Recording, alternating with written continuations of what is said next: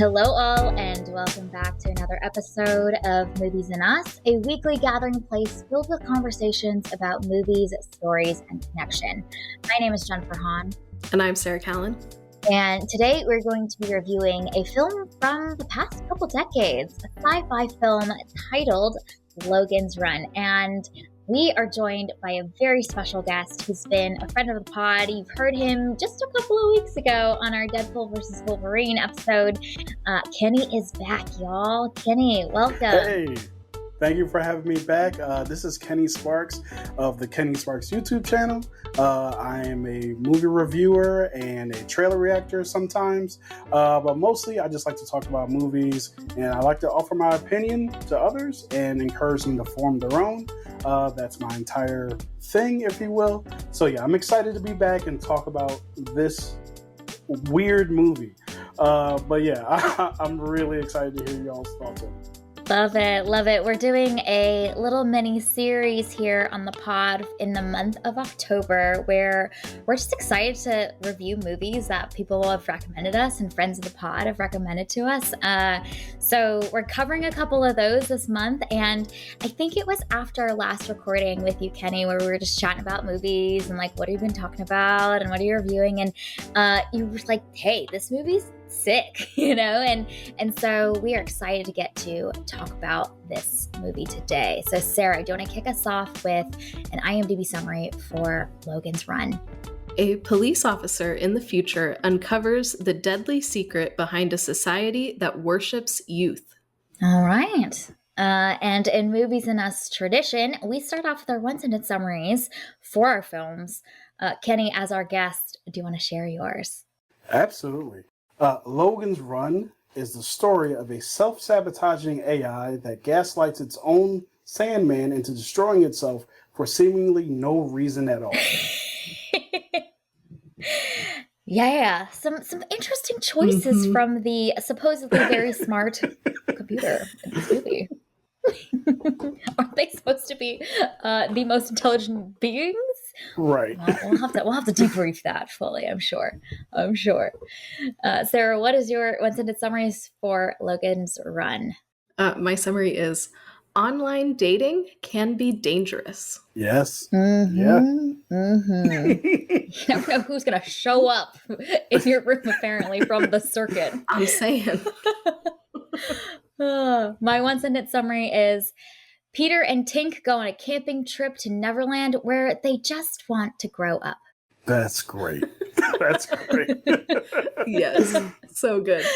All right, so we're going to dive in. We're going to share some of our thoughts about Logan's Run. In this first section, we will keep our thoughts at a high level.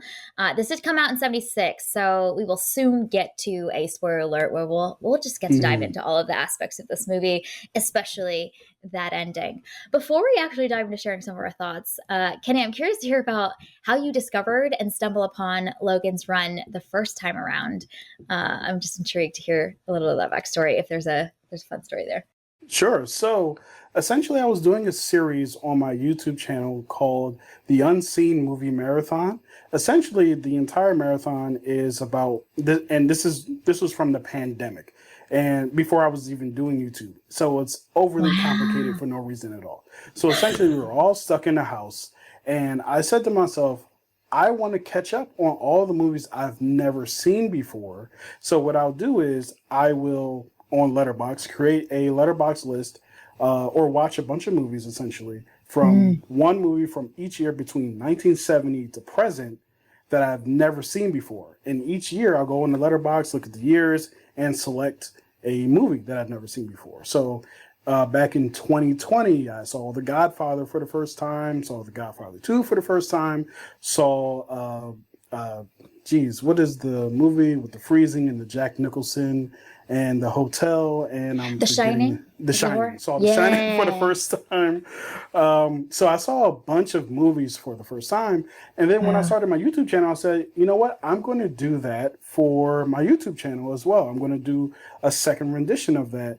And so for the Unseen Movie Marathon, I had reviewed Shaft. I reviewed The Mechanic, The Exorcist, and even a movie called There Will Be Blood.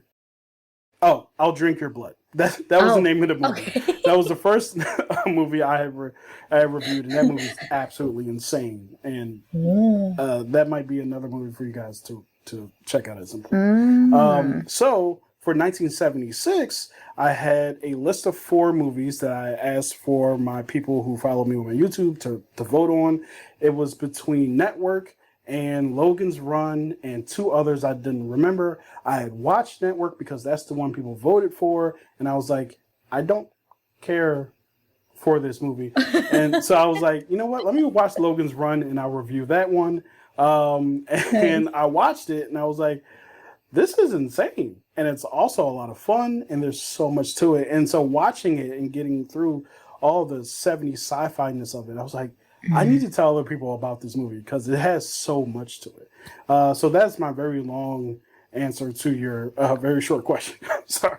I love it. Yeah. No, I love it. You know what? Like, this is so funny because this movie was not on my radar, and I don't think it's on Sarah's radar at all. So it's working. Your evangelism of this movie is working. We're going to talk about it today. Yeah. And I love the kind of ethos and thinking that you had behind the Unseen Movie Marathon, because there are those like big iconic ones that get all the attention and Right. the discourse, you know, and especially the ones from past decades that are like the iconic ones that you got to see.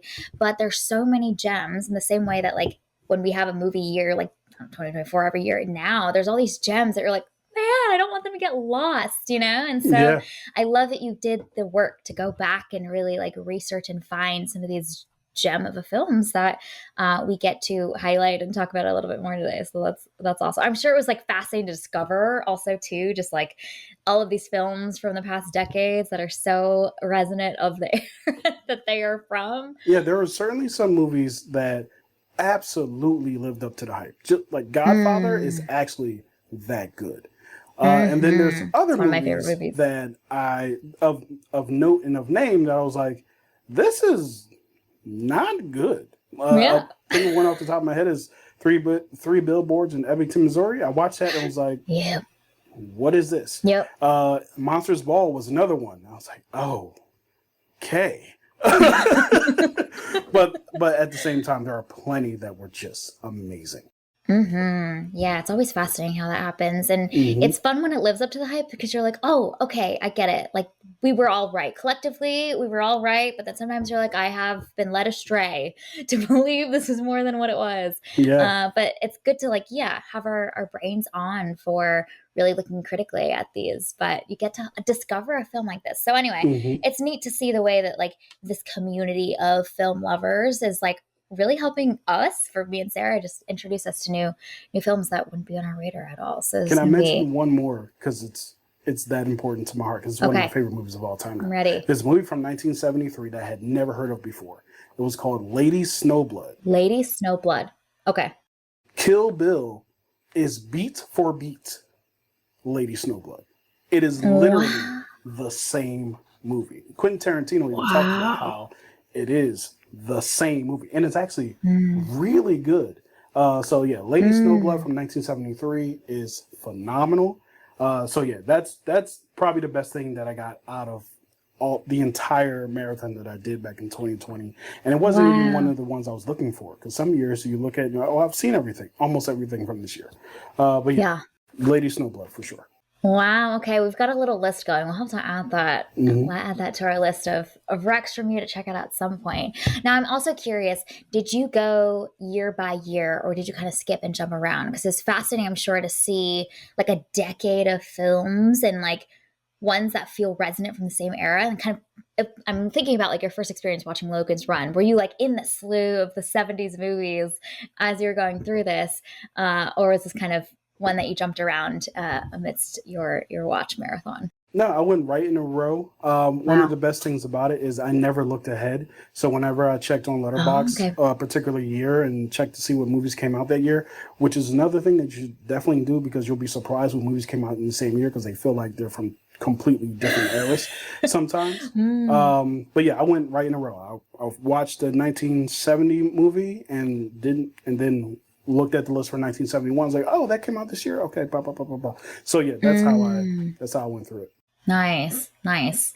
That's fascinating because I think one of my key thoughts while watching Logan's Run is just how much this movie is so rooted in the era that it was created in, the decade and times and discourse in society that Yeah. was present in the 70s. And so I'm sure you being steeped in that and saturated in it for your movie marathon probably highlighted some of that to you as well. So maybe we can go around and share kind of our thoughts and reactions to Logan's Run. Particularly for you, Kenny, I'm curious from the first watch what your impressions were, and now I'm assuming this is maybe your second or maybe more No, watch this of is my Logan's Run. second watch. Yeah. Okay, yeah. Hmm. What are things that maybe are different or that you noticed or that really kind of deepened as you watched this the second time around? Because that's always fun to see. What stands out to you? So the second time around, I actually was because I wasn't watching it for the first time. I actually got a chance to kind of like relax a little bit more and hear more of the dialogue the way it was intended. There are parts such as there's a particular part where some of the Sandmen who are responsible for tracking down people who are runners, where they are shooting at this one runner. And I'm like, these guys are the poster boys. These guys inspired the stormtroopers because they can't shoot. Like, I was confused about how bad they were at shooting, but at the same time, the watching it the second time, I was like, is it intentional that they're not hitting this person? And I was a little confused like the second time around because the guy was like, oh, at least I finally hit him. You couldn't shoot for anything. He's standing in front of him and he can't hit him. I was so confused about that. But yeah, so that's one of the things. I got to see some more of the dialogue. Also with the, I forget what it's called. It's not the reimagining ceremony. It's called The renewal, the ceremony. carousel. Yeah, Yes. and the carousel. Uh-huh. The carousel, I don't think I picked up on that terminology the first time around. So hearing about the carousel and getting more like understanding of like what the carousel was, that was better the second time around. But at the same time, it was just the second time around really confirmed for me some of the thoughts I had about it for the first time, which were surrounded by that AI that seemed to just it seemed to want to self-destruct for no reason whatsoever. Because I went back to watch it for the second time specifically to ask myself, did I see what I thought I saw at that time? And it turns out that I did. Yeah, I'm so excited when we get to spoilers to talk about that ending because I had a million questions of how Yes. this worked, especially seeing where sci-fi has gone since 70s and the Hmm. way that technology and AI are depicted very, very different. Yeah. And so I'm curious to hear both of your theories on the ending specifically. So that'll be fun. Sarah, what did you think about Logan's Run? Thoughts, reactions? Yeah, I was pleasantly surprised by this film. I mean, it's a sci-fi movie from the 70s, so I'm not gonna lie, I did not have high hopes for this. I was like, Kenny recommended it, so I know it's gonna be interesting to talk about, but like I'm not sure about this movie. Yeah. Man, there is so much in here, and there's so many really interesting themes that it explores, and it has a lot to say that is really relevant to our world today, which I find fascinating because this film is almost 50 years old. And the other thing that I really appreciated is Jessica's character. You know, our primary female character is she has a lot more to do and she has a lot more agency than I expected Hmm. her to have for a sci-fi film from the 70s. So that was just so nice to see. So this film does have a lot going for it. The ending is very weird. Yeah. So that was the one piece that I'm like, what are we doing here? Why was this our choice? I think especially given how sci-fi films and like dystopian films are so different today. So it's interesting bringing, you know, my 2024 lens to this movie that was made almost 50 years ago.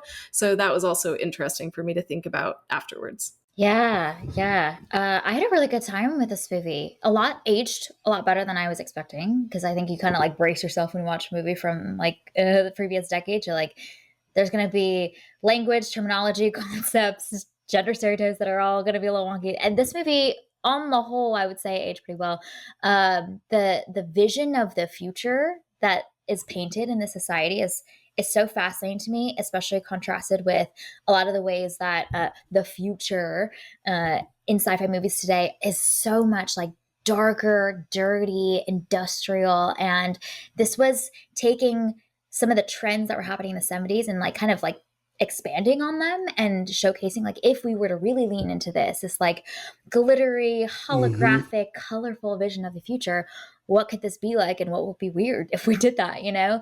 And then I really appreciate when the world building and the rules of a sci-fi universe have so much other meaning behind just like this. Wouldn't it be crazy if?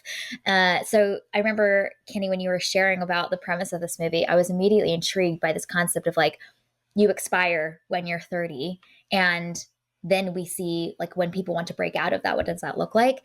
But there's a whole perspective that I feel like this movie has around its thesis with the wisdom of having like an intergenerational society, and it's really like woven into the plot quite nicely, instead of just being like a cool idea to make a sci-fi movie that rests on this premise. There's actually so much more to it when you really want to spend time to think about it, or if not, it's just cool too. And Yeah. so I really appreciated how much deeper, larger meaning was really woven into this premise, and especially some of the things that happen over the course of this movie and the journey and adventure that our characters go on.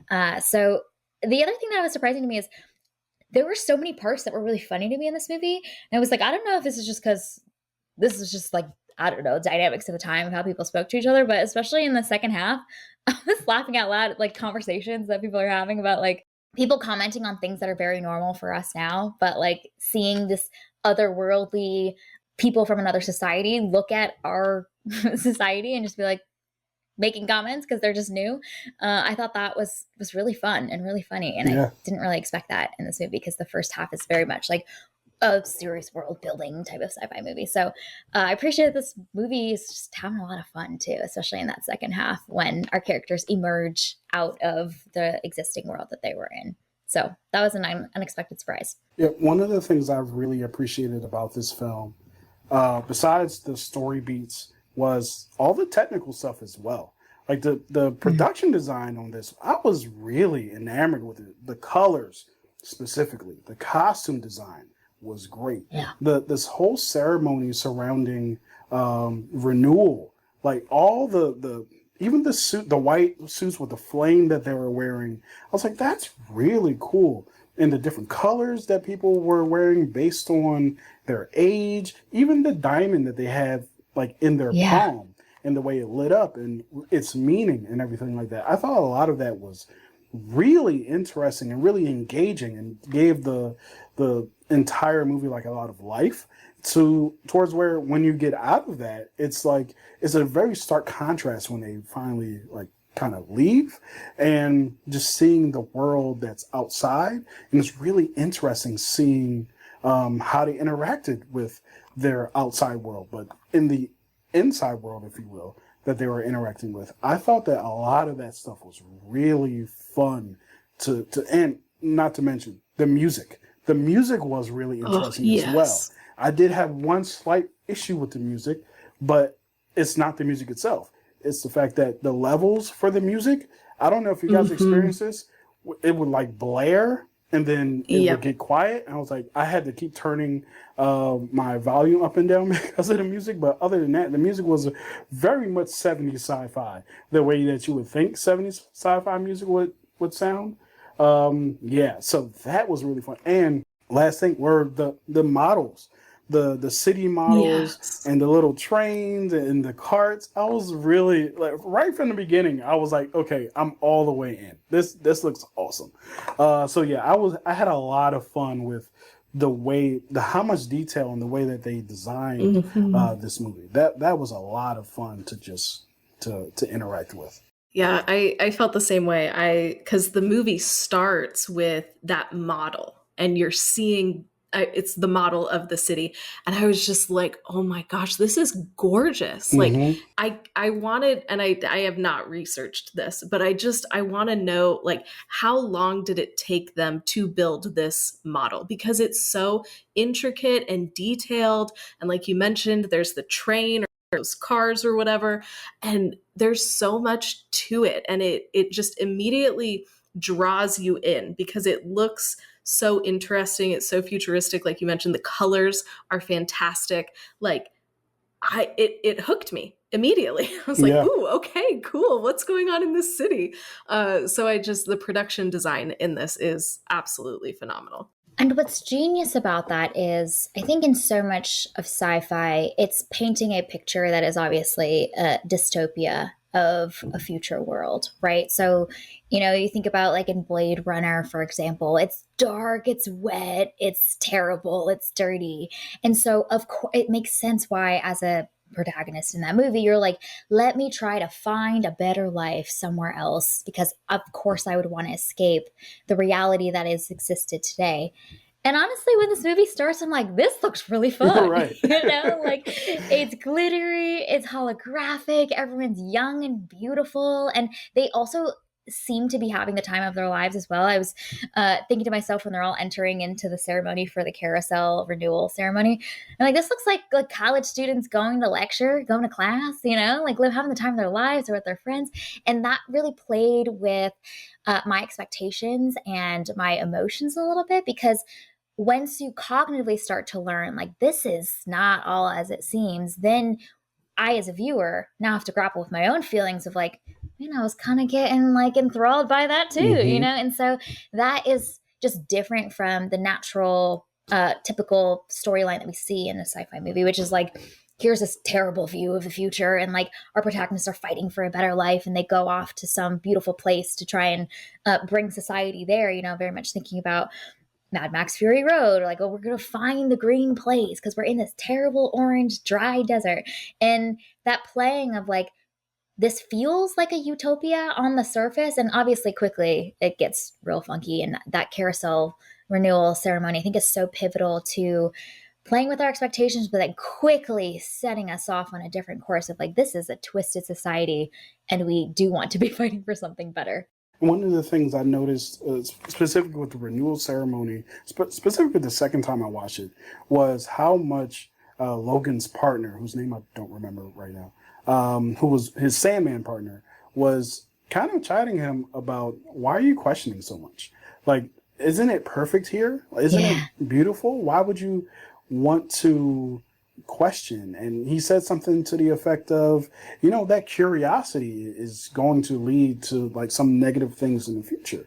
And it's all this setup of, hey, if you question, everything's going to fall apart, which is never a good, like, being someone who could, we all consume sci-fi, and we know that the person who starts questioning is usually the person who's right, and the person who's like, you shouldn't be questioning anything, is usually the person who either discovers that they were wrong in the long run, or they're just like the person who's actually doing the wrong and trying to keep everything in control.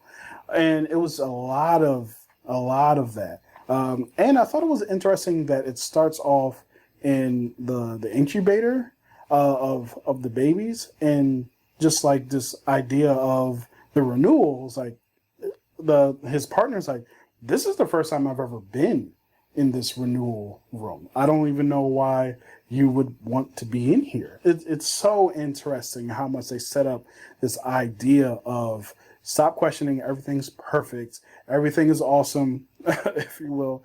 It's like the Lego movie. And then you find out that everything is not awesome. Yeah, that's so good. I think I jotted this down. Francis says to Logan, when you question, it slows you down. Yep. Which, like, even that phrase, it slows you down, is so like American efficiency, capitalist focus of like, this is just not useful for us, and it's not efficient for us to question. Do your job, get in line, follow the rules, and everything flows much easier. And you only see when he has that human connection and that relationship with Jessica that starts to form, that she's inspiring him to. And like, without her, I really think he would just get in line, Right. and just yield to the system. And even that idea, just like you mentioned with the capitalist type of society we have of questioning causes you to slow down, they're in a utopia, essentially. Slow down from what? Like, what are you working towards? What is anybody here working towards? No one seems to be essentially working at all. It all seems to be very, it's a pleasure-centered society. And if you have that, then why is there this need to feel the need to rush or feel the need to like do some? Well, I think one of the questions to do something in a certain amount of time is, well, when you turn 30, that it's a wrap for you. So maybe that's the slowing down. Maybe the slowing down is, hey, you don't want to spend so much time thinking about these things. You want to enjoy as much pleasure as you can, because by the time when you turn 30, when it's time for you to go, it's time for you to go. So I think that maybe that's the reason why he's trying to caution against slowing down, because he doesn't want him to waste his time. Yeah, that's a great point. And I think Logan is 26 in this. So he only has a few years left. So it's like, well, why would you spend your final 4 years, asking questions and getting into trouble or whatever? Right. Like, just enjoy your life, have fun. Yeah. And Logan says, no, I'm going to do what I want, which is asking questions. Yeah. And it's even how we discovered that he has only 4 more years left, which is kind of like, he really wants those 4 years because he doesn't want to expire quicker than he's supposed to. I love that scene when he realizes that the clock has now basically been ticked forward for him. And there's that question he asks the computer, the supposedly AI, very smart computer, do I get my 4 years back? And the question just like hangs in the air and the computer turns off. But you hear the lights flickering in the background and they sound so much like clocks ticking. And just so this concept of like that anxiety that has now all of a sudden been ignited in him, probably that does exist, but now is like right on the forefront in his mind, feels like a visceral experience for me as the viewer of like, oh my gosh, yeah. Like he asked that question twice, and then now this feeling of time passing is really significant. And I love that way that obviously cognitively we understand that from the scene, but like in a visceral way, like to your point, I think Kinnear on the score and this filmmaking and the technical components really add to that experience and the mood that we can really relate to our characters with. Are we getting into the spoilers portion? Yes, let's include a spoiler alert. Yeah. Okay. So if you haven't watched Logan's Run yet, it's been, what, like 50 years? Almost 50 years? So what you doing? We will now spoil this movie. So if you want to go in fresh, which we recommend doing, go into this movie fresh. Don't spoil it for yourself. It's a really fun time. Go watch this movie and then listen to the rest of our conversation. Okay, we've got full free reign to talk about anything we want to now. So the scene that we're just talking about with the AI talking to Logan, this was like the most pivotal scene in the movie for me for several reasons. One, the machine wants Logan to go find the sanctuary that's outside. And I just find the scene fascinating. And this is the reason why in my original, in my one sentence synopsis, I was like, why is the AI self-sabotaging and then gaslighting the Sandman, gaslighting Logan? Because I'm still confused about why the AI did this. So essentially the AI tells Logan, there's a sanctuary of people outside who have escaped, 1,063, I believe it was. And these people have not been renewed. And Logan asks, wait, so none of these people have been renewed? And then he's like, wait, has anybody ever been renewed? And then from there, she's like, just doesn't answer the question, which is like, okay. And it just keeps on going with what it's saying. And it says, so how am I, and then it tells Logan more of the mission, which is you're going to go undercover as someone who is about to expire or as someone who's in last day, right? And when he says, well, how am I going to prove someone's going in that I'm going into last day? And then, it does the thing and it changes its his palm timer essentially to start blinking. He's like, wait, just like you were saying, am I going to get my 4 years back? because I have 4 years left and going on this undercover mission. Where are my years going? Right. And it just never answers the question. So I want to know your guys' thoughts on it, because I was so like, wait, you're telling him that renewal isn't real. You're telling him that people have escaped, and you're not telling him whether or not you're going to give him his years back. So essentially, you're setting this man up for all kinds of doubt and to believe that he's about to die. And then you're sending him on a mission with, the AI didn't send it with Jessica, but essentially he was pushed in that direction of the Ankh, which was really interesting because there are several people who ran Ankhs, or Unks rather. And it's like, well, you know who all the people are. What's happening here? That was my question. So I was just really curious about this. Like, so you told him all these secrets and then sent him on his way and just trusted that he would not tell anybody else. So what did you guys think of that? Because I was really confused by why, like, it never really gives the idea of why it's doing this. But yeah, what did you guys think of that? Well, first off, I had so many of the same questions as you, because I was like, this is a lot of information to be giving this one man who we haven't seen prove any sort of loyalty or anything in any way. So what's stopping him from going to everybody else to be like, hey, there's a sanctuary. Right. All of y'all, we have a way that we can survive. Like usually they discover that, and then obviously there's like a rebel force that basically uprises, but the powers that be usually aren't aware. They're an underground force, and so that's strange. The second piece that you asked, which I also asked, was Jessica's wearing this giant Ankh around her neck so visibly, and I'm like, for her, maybe she genuinely doesn't know, like, that the powers that be know what that is and what that's for, but theoretically, the computer that is highly intelligent and likely surveilling everybody should be able to identify, like, hey, let's bring all the people that are wearing the big giant symbol of the resistant force in, and let's take them out, terminate them, as Francis would say. But what was interesting to me, which book I think gets to the ending, is the computer seems to overload specifically when it's scanning and kind of overtaking and infiltrating Logan's mind.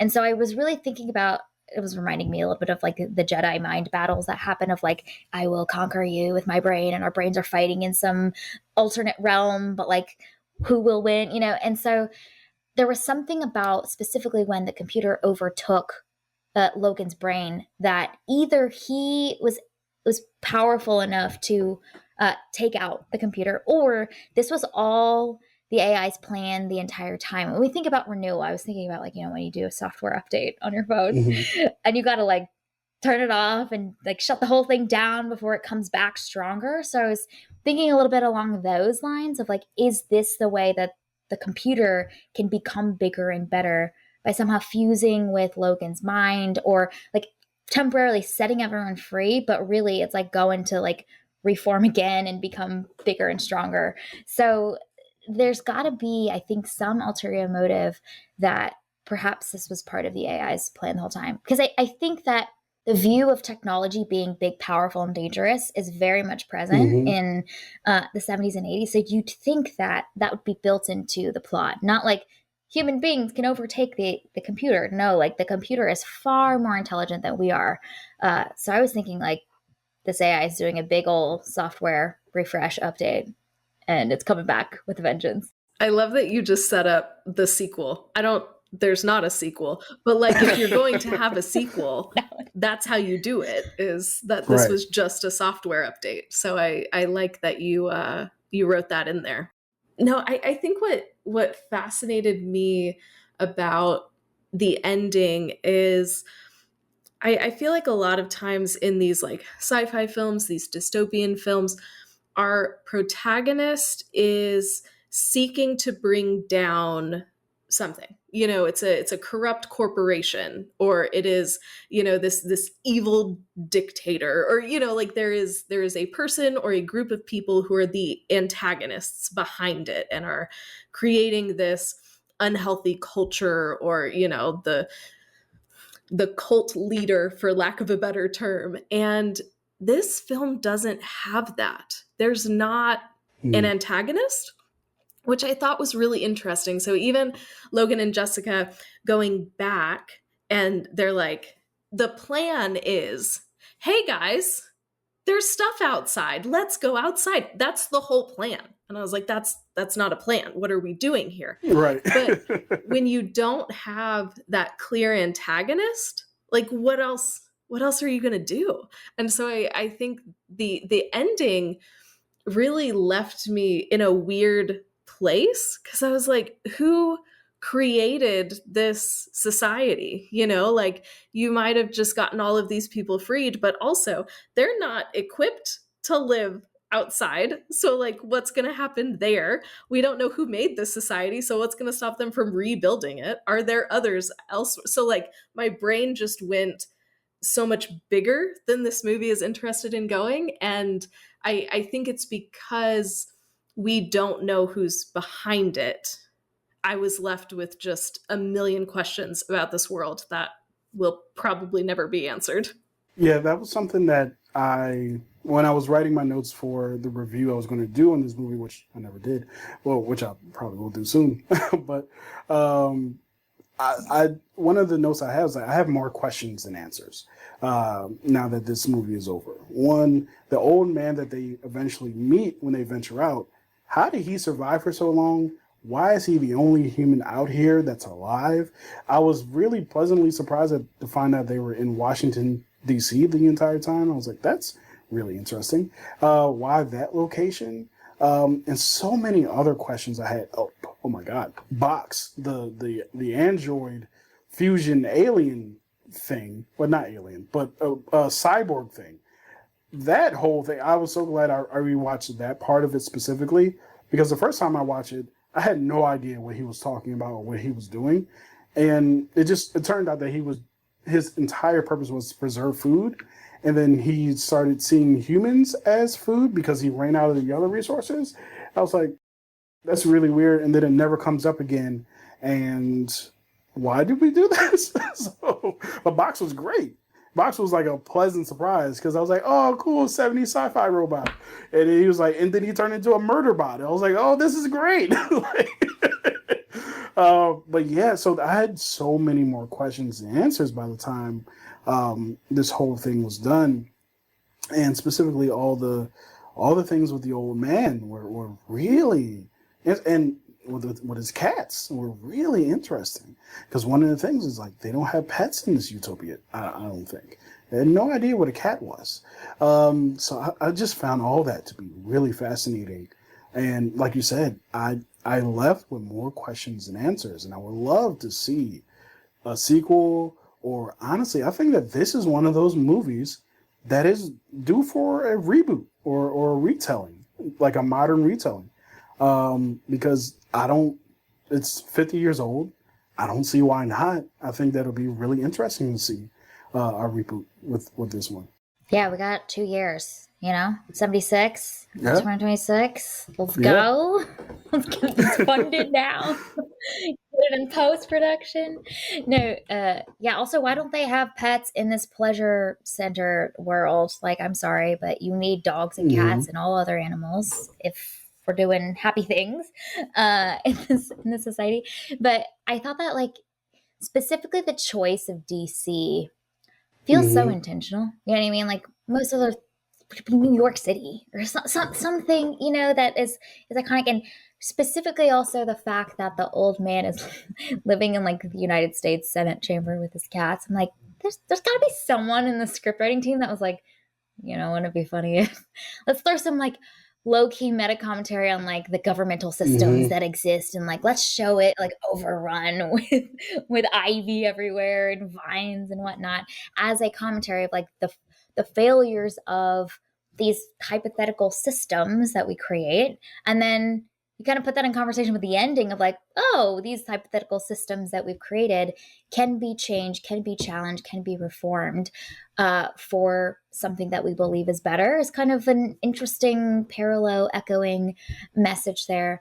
But the other interesting thing I really felt more emotionally in the second half is how much we hear this old man talk about his stories of his family and kind of the generational ancestry, his mom, his dad, and just like that being so critical to what makes us human. Like, of all things that this old man could talk about with these two beings that come from a different society, those were the things that really converted them, opened their eyes, was forming that connection, which feels so different and kind of a antidote to this like hedonistic pleasure-centered society that existed before. And so that feels like there's so much meaning there to dig into and to think about as well. Yeah, and the idea of him having a family before this, having the memories of his mother, having the memories of his family, it was just like, so wait, what happened outside of here, and why is this specific place so separate and apart from like the outside, and he's the only human out here? It was so like, it was interesting, and I feel like a lot of other people would say it's a huge flaw, but it really depends on how you experience the movie. And I was just in wonderment. I was just like really like fascinated by everything. It was like I was discovering everything for the first time, which I was, because it was the first time I watched it.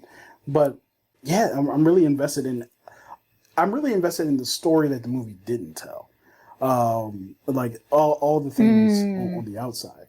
But at the same time, like you guys talk about the ending, he comes back. They realize that he can't make it down all these depths and stuff because he's older and things like that.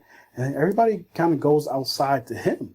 And I found that to be really interesting, because how do you convince a society in which they are fully ingrained and everything is perfect for them, and they believe in this stuff, that everything that they believed is wrong?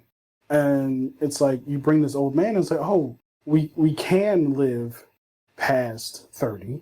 But I feel like the interesting part about that is no one ever said that you couldn't. They just said that you shouldn't.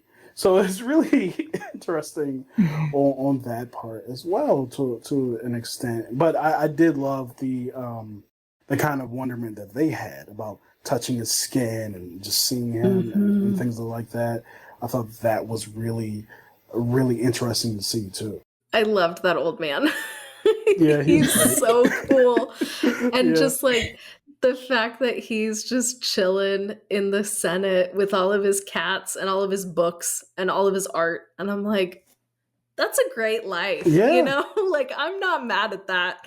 So it's also such a breath of fresh air, you know, because we go from this really bright, colorful, hedonistic sci-fi realm, and then we go through the looking glass, basically, and we go through all of these weird adventures that they go on, and then they end up here with this little old man who is just living his life. And like you, Kenny, I had so many questions about him, but there's almost something comforting in those scenes. Like, I was like, oh, this is a safe space, you know, just with this guy and his cats and his books. But I really loved the end, because so much of this movie is about, you know, the society values youth. And I feel like that's such a good commentary on our own society. And I loved that moment when they're all surrounding the old man and are just in awe of him. And there's just this tender care almost that they express toward him. And I think that's such a cool way to end this film. And I feel like that's such a great maybe almost indictment on our own society of how we revere youth so much, and we don't always appreciate those who are more advanced in age, and we don't always appreciate their wisdom and their experiences. But this society is like, oh no, we do want that. You know, Logan and Jessica, they want to learn from the old man, and then all of these newly freed people are just enamored by him. So I thought, even though the ending didn't make super sense to me, that part of it I absolutely loved. Absolutely. And I do think that it does have that value for just that older kind of wisdom without necessarily having to state that it's wisdom. It's like, just by him living, he's given a lot of wisdom already. And I think about recently we've lost some elder statesmen who, like James Earl Jones just recently passed away. Frankie Beverly from Frankie Beverly and Mays just passed away.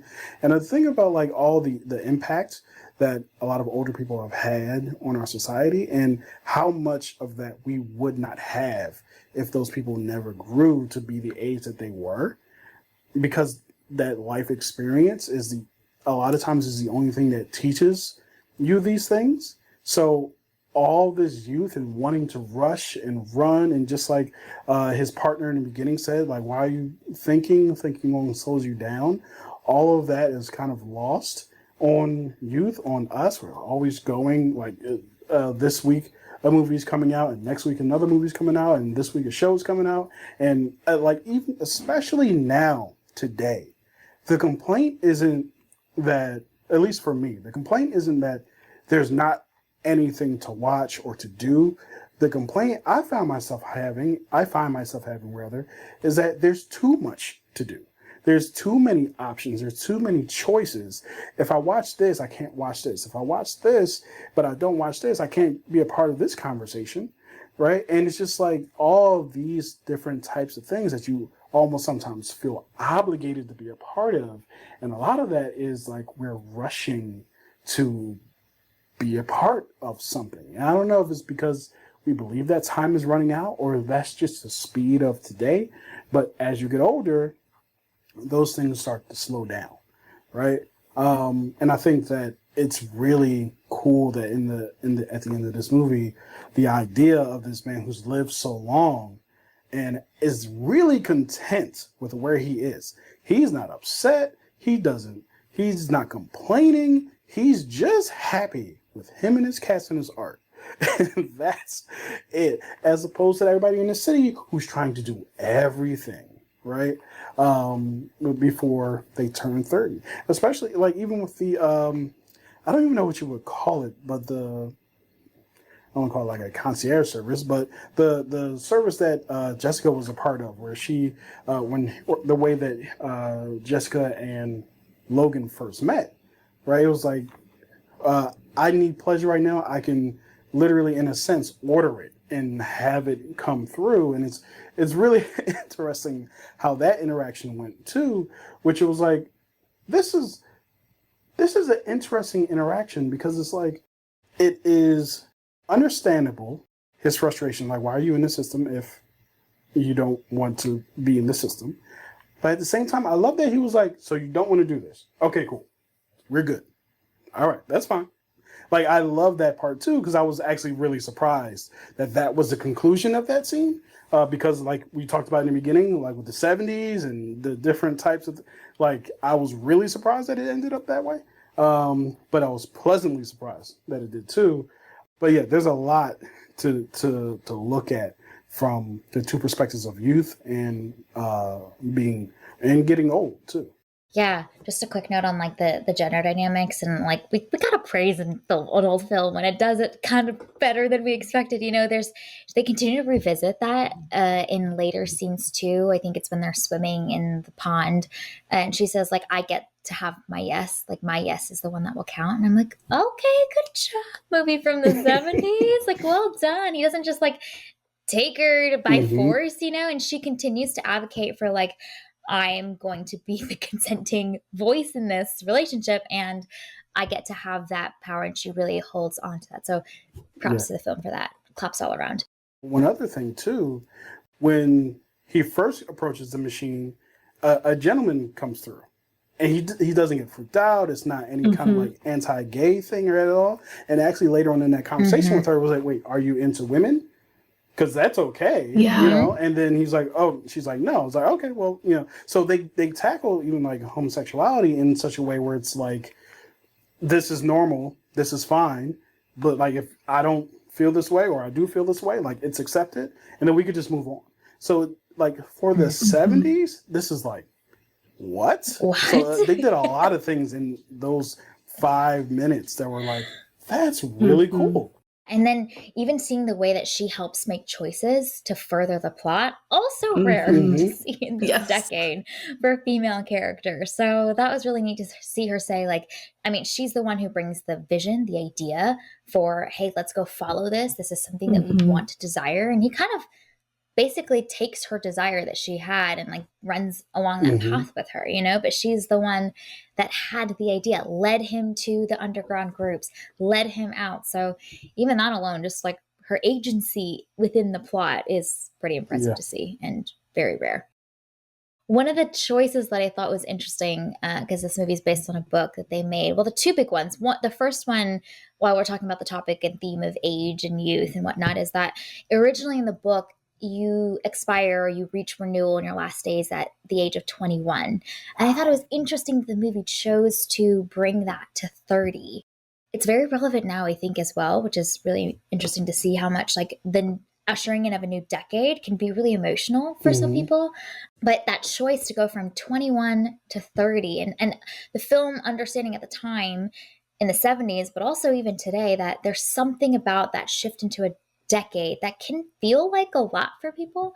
I just think is a fascinating choice. The second thing that the movie changed from the book is the carousel scene that actually doesn't exist in the original novel. They go to a sleep shop where they take like a pleasure-inducing drug to then take them out, but they specifically designed the carousel scene and the visuals around that to be how there's this whole ceremony and it's kind of this ritual, which I think is just really smart for the film because it is so much more visual and a visceral experience to watch that. So it's fit for the big screen. But some of those choices I thought were interesting to see where they chose to tweak in some of these like big little details, but I think actually make the movie even stronger. Yeah, 30 feels short just because we know 30 is not the end of life. 21 feels insane. To just like, you're done at 21. That feels, because it feels like 21 is when you're just starting to, not to be a human being, but when you're just starting to like realize that you are a person who has agency and is able to do things in the world. And this is where you start to make choices about your life. And so the idea of ending it at 21 is just like, you didn't even get to make a choice. But that society is completely different, of course. But man, and at 30 is when you're like, okay, I've made a bunch of choices. Now let's settle into the choices I really want to make based on these past 10 years. Right. And that's kind of, so it's really wild that they chose 21. The other thing is, of course, that scene, the ceremony that they chose is way better than what I understand like what the book was going for, but that ceremony is way better, a way better choice. Oh, the carousel scene is so cool. Yeah, like I was in awe of it because they're doing that with practical effects, and so thinking about how did they pull that off of having all of these performers all up in the air at different heights and they're not like running into each other or getting tangled up and stuff. Like it's incredible what people are able to do and how they're able to imagine up scenes like that are still awe-inducing, almost 50 years later. That scene lasts so much longer than I expected it to as well. Like, I don't know about y'all, but I was like, we're cutting back and forth between the crowd screaming, renew, with like such joy as we're watching these people in these costumes that have like the outline of flames on them, but at first I was like, oh, that's a cool costume. But then I was like, oh, I understand now what the costume was insinuating because they're about to get just like blown up in midair. It's equally like such a spectacle that you can't look away, but also equally horrifying all at the same time. And the movie does not allow you to like run off into the next scene and just like move on.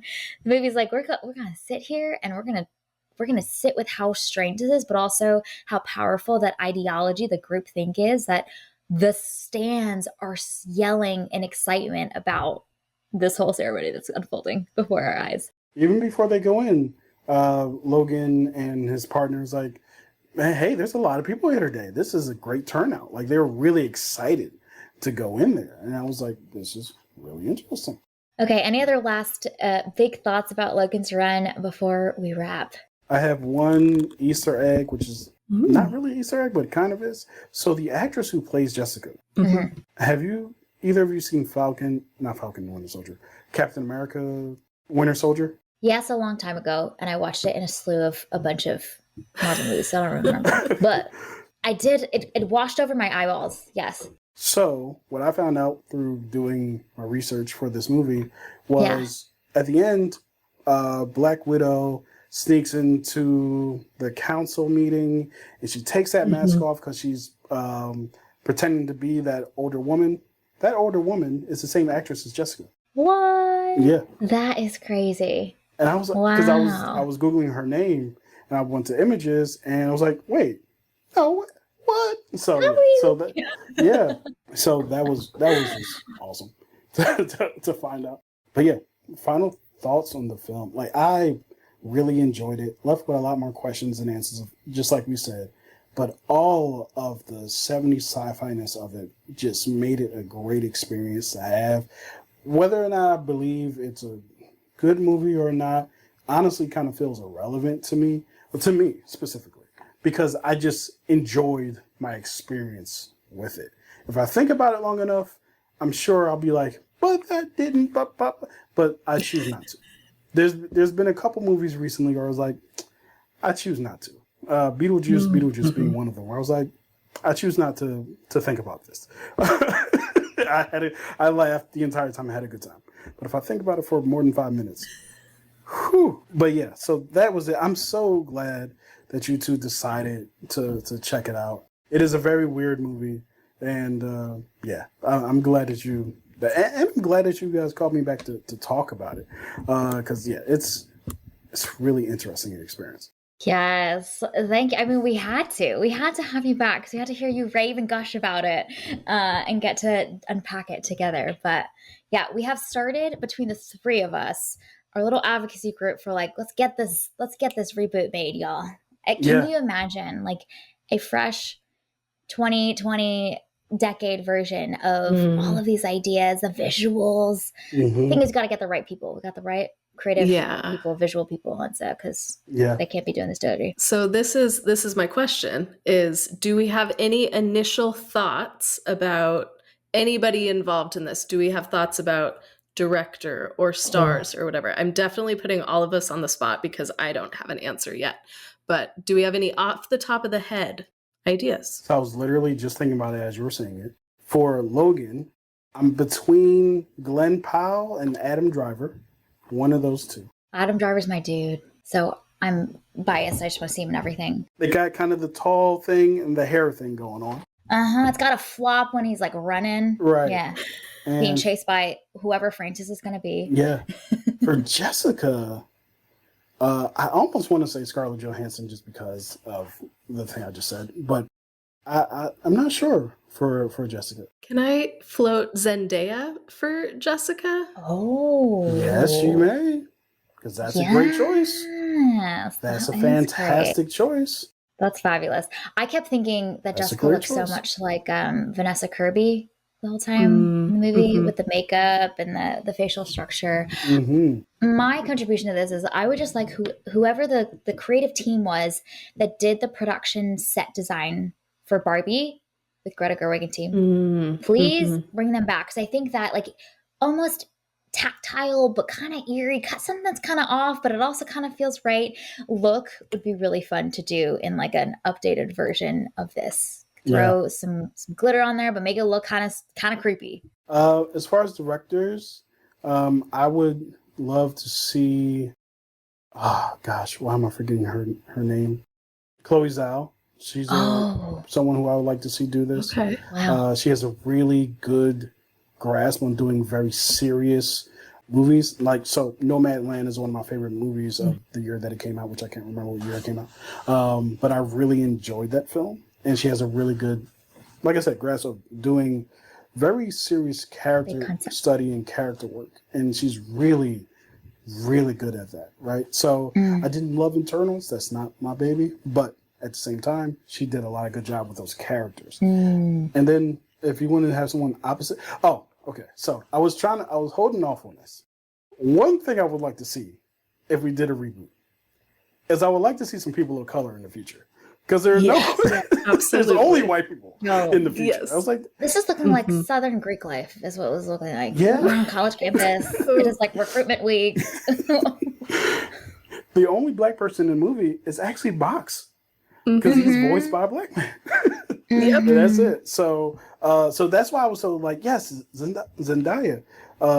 Yeah, so that would be great. Just many people of color, just mix it all in. Yes. Yes, Yeah, please. and yeah, so that would be my choice.